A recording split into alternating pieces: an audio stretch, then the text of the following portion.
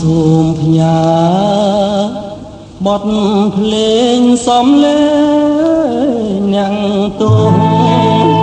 ចិត្តជាអ្នកហួងបេះដូងរងគ្រោះព្រោះរឿងស្នេហាអូនកាត់ទងសេស្មើនឹងទងខ្លាជំនឿសងសារបង្ខំវាសនាឲ្យខ្ញុំសោកសៅគេស្អែកបែកគ្នាគេលីមួយម៉ាត់ហើយរឿងខ្ញុំប្រត់មានខែឆ្នាំណាត់ផ្ដាំមិត្តញាតហើយទុកតែដំបងសំកងប្រដៅឲ្យខ្ញុំលងខ្លៅយ៉ាងស្នាមដំបៅ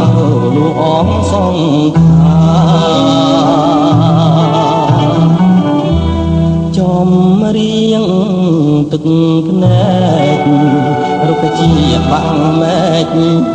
មានអ្វីពឹងផ្អែកមកកងវាសនារឿងខ្មោចមួយដុំចាឈ្មោះចិន្តាអោបទៅបច្ឆាក្នុងនាមជាប្តីចិត្តអើយបួងហើយនៅឡើយស្រណោះចាំពីងពីរួមទិញទាំងឈ្មោះដាំងឲ្យកូនស្រីឆាកល្ខោនជីវិតរំរឿងភក្តីរំហើយប្រឡ័យតួឯកឲ្យផ្សាយក្នុងនាមស្មងត្រង់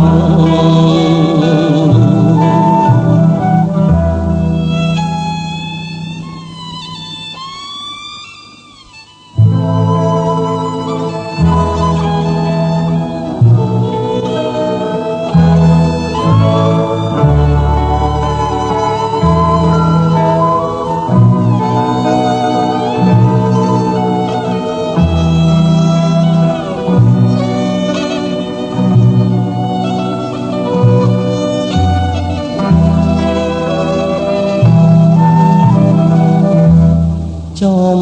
រៀងទឹកភ្នែករុក្ខជាតិបាក់មែក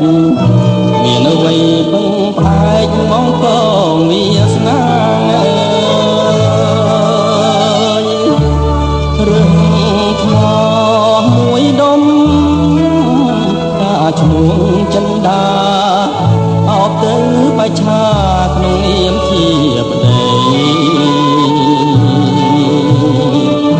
ចិត្តអើយបួងហើយនៅឡើយស្រណោះចាំពីងពីរួមទន្ទិញទាំងឈ្មោះដាំងឲ្យកូនស្រីឆាកល្ខោនជីវិតរំរឿងភក្តី